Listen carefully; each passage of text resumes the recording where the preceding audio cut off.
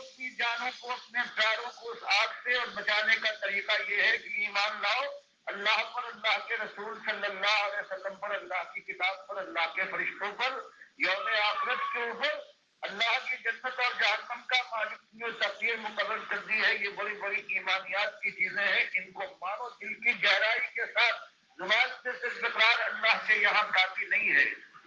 اور اس کے بعد توبہ تم نے کی ہے, اس کے بعد ایمان کو تازہ کرو, اور ایمان کے بعد عمل صالح کی باری ہے کہ اللہ کے سامنے سب سے پہلے عمل صالح میں اللہ کی بندگی اور یہ نماز ہے. اپنی پوری شرائط کے ساتھ اس کو ادا کرو. اللہ نے مجھے توفیق دی ہے, امید ہے کہ آپ سے میں بچ جاؤں گا اور بال بچوں کو یہی تربیت دے رہا ہوں. تو بھائیو تم بھی اللہ کا کھاتے ہو, اللہ کی دھرتی پر زندگی گزارتے ہو, اس کی ہواؤں میں سانس لیتے ہو, اس کی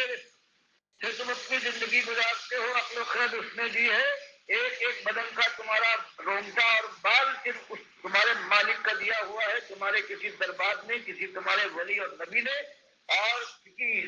تمہارے بڑے نے یہ تمہارے ساتھ سلوک نہیں کیا. تو یہی سلوک تم کو چاہیے کہ اس کا حق ادا کرو, اپنے مالک کو پہچانو, اس طرح سے اس کی غلامی کرو, فرما برداری کرو جیسے اس کی کتاب بتاتی ہے, اور اللہ کے نبی صلی اللہ علیہ وسلم جیسے تمہارے سامنے اس بات کو لا کر ڈالتے ہیں. تو یہ بات جو آج دنیا سے یہ غائب ہو گئی ہے, آج گھروں کے اندر, آج گھر کیا کہیں بھی ہو, آج ان مدرسوں کے اندر, ان مسجدوں کے اندر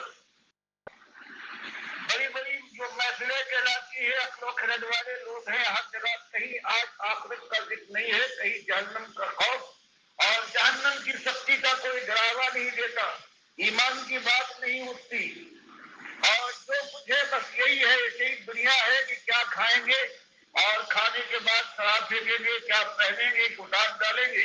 کیا دیکھیں گے کہ جن کی یاد تک فراموش ہو جاتی ہے, اور کیا سنیں گے سریلے بول کہ جو بلا دیں گے, اور کیا بنانا ہے, اور کیسی سواری ہوگی, دسترخوان پر کیا آئے گا, لباس کا کیا انداز ہوگا. ہر جگہ ساری دنیا میں آج یہ جو مسلمان کہلاتا ہے اس کے سامنے یہی ایک بات ہے. اور اللہ کی کتاب بسم اللہ الرحمن الرحیم اور الحمدللہ رب العالمین سے لے کر والناس تک یہی بات بیان کرتی ہے کہ اصلی معاملہ یہ ہے کہ تم کو آخرت کے لیے دنیا میں بھیجا گیا ہے. یہ کھیتی ہے آخرت کی, اگر یہاں تم نے کانٹے بوئے ہیں تو یہی تم کاٹو گے اور انہی کانٹوں پر لوٹتے رہو گے. اور اگر تم نے یہاں گل و گلزار کے لیے کوشش کی ہے تو اس کے بعد پھر وہ ایسے کہ جو تمہارے خیال اور ذہن کے اندر جس کا تصور بھی سما نہیں سکتا. تو یہ مالک یہاں بیان فرماتا ہے کہ اگر یہ بات تمہارے سامنے آ گئی, صرف ایک مقصد ہے تمہاری زندگی کا, تمہاری صبح و شام کا, اور وہ یہ ہے کہ اللہ نے اپنی بندگی اور ایمان اپنی اوپر ایمان لانے کے لیے تم کو آزمائش میں ڈالا ہے, اور تم ایمان کا اقرار کرنے کے بعد اپنی جان اور مال کو اللہ کے ہاتھ بیچ چکے ہو. اللہ نے وعدہ کیا ہے کہ اگر تم اپنے اس خرید و فروخت کے معاملے میں سچے رہے تو تم کو جنت دے گا, تم کو جہنم کی آگ سے بچا کر ہمیشہ کی بادشاہی سے سپرد کر دے گا. تو جب مسئلہ یہ ہے تو اس کے بعد پھر اس کو اصل ہونا چاہیے. اس سے بیٹھتے چلتے پھرتے صحابہ کے زمانے میں ایک ایک چیز جو اصلی مومن ہے, اس سے پہلے جو امتیں گزری ہے جو صحیح معنوں میں اللہ سے ڈرنے والے مومن تھے, ان کے اندر سب سے پہلی بات یہ تھی کہ اللہ کو یاد کرو, اور آخرت کے لیے آج جو موقع ملا ہے اس میں کچھ کر گزرو, ورنہ اس کے بعد پچھتاوا ہے. اور پچھتاوا اس شکل میں آئے گا کہ دھواں اور ٹھیلا کھالوں سے کلیجے سے شعلے نکلیں گے, اور پھر ایک کروٹ بھی چین نہ ملے گی. یہاں تک کہ مالک فرماتا ہے کہ یہ مالک جو داروغہ ہے جہنم کا, اس سے یہ جہنمی کہیں گے کہ اور کوئی بڑی بات نہیں مالک, ہم تو پکارتے پکارتے مایوس ہو گئے ہیں, ہماری سنوائی نہیں ہوتی, ہم تم سے کسی بڑی بات کا درخواست نہیں کرتے. ایک بات کہتے ہیں کہ مالک تم اپنے مالک اللہ سے یہ کہو کہ ہمارے اوپر ایک دن کے عذاب میں ذرا تھوڑی سی کمی ہو جائے. فرما یہ ان کا عالم ہو جائے گا, تھوڑی سی کمی کے لیے اب اور امید تو ختم ہو جائے گی, اور وہاں سے مالک کی طرف سے کہہ دیا جائے گا کبھی نکلنا نہیں ہے نہ کبھی موت آئے گی. تو یہ شریف قسم کی یہ باتی ہے. اور یا پھر ایک جھوپڑی کا رہنے والا ہے ایمان کے ساتھ تلخی اور دنیا کی ضیق کو برداشت کرتے ہوئے ایمان پر موت آ گئی ہے تو اس کے بعد اللہ کے یہاں اس کی جو بادشاہت ہے ایک جنت سب سے چھوٹی جنت ہے اس کے لیے الگ مالک فرماتا ہے یہ ارضھا کعرض السماء والارض کہ تمہاری جنتوں کی ایک جھوپڑی کا 4 گز کے مکان میں رہنے والا اس کا عالم یہ ہے ایمان کے ساتھ وہ اللہ کے پاس پہنچ جائے تو پروردگار عالم کا کہنا ہے ایسی جنت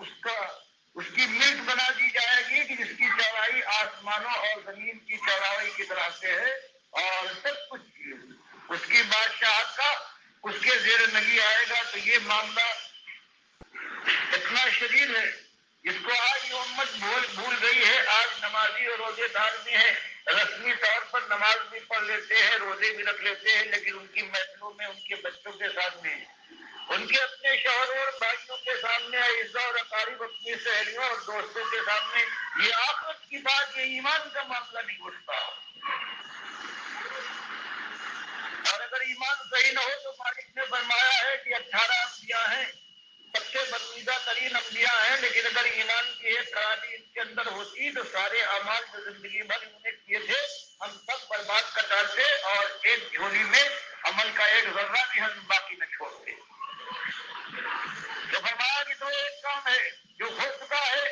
نا امید نہ ہو اللہ ساری خطاؤں کو معاف کر دے گا. توبہ کرو لیکن توبہ نصوح ہو, مالک کے ساتھ فریب کھیلنے کی کوشش نہ کرنا, خلوص دل کے ساتھ. اور اگر تم یہ کرو گے تو ربکم ان یکفر عنکم سیئاتکم تو یہ تمہارے لیے تمہارا مالک تمہاری خطاؤں کو معاف کر دے گا. ویدخلکم جنات تجری من تحتها الانہار اور پھر وہ ہمیشہ کی زندگی باغ و بہار میں گزرے گی, گھنیرے باغات کے اندر گزرے گی, چشموں اور فباروں کے اندر گزرے گی. ایک ایک محل کے لیے اللہ کے نبی صلی اللہ علیہ وسلم فرماتے ہیں, بخاری کی حدیث میں ہے, جنتوں میں آپ کتنے محل ہوں گے اللہ جانتا ہے, لیکن ایک محل کی آپ نے تعریف کی ہے کہ جنتی کی ایک محل ایسا ہوگا جو جنت کی زمین سے 7 میل بلند ہوگا. سبحان اللہ, سبحان اللہ. اس کی اونچائی کا یہ حال ہے, اس کی چوڑائی اور لمبائی کا اندازہ لگائیے. اور پھر اس محل کے کمروں میں, اس کے باغیچوں میں, اس کے نہروں, ہر چیز جو ہوگی اس کے انتظام میں اس کو کوئی زحمت کرنا نہ پڑے گی. جہاں بھی اپنی بادشاہت کے جس کونے میں ہوگا اور جس طرح سے چاہے گا اس محل کو وہ اپنے حکم مجید چلائے گا. اور کتنے محلات ہوں گے اللہ جاننے والا ہے. تو مالک فرماتا ہے کہ اگر تم اس طرح سے ایمانداری اور آخرت طلبی کے لیے اللہ سے ڈر جاؤ, اس کے رسول صلی اللہ علیہ وسلم جس کے خوف کا یہ عالم تھا کہ اللہ کا نام سننے کے بعد اور یہ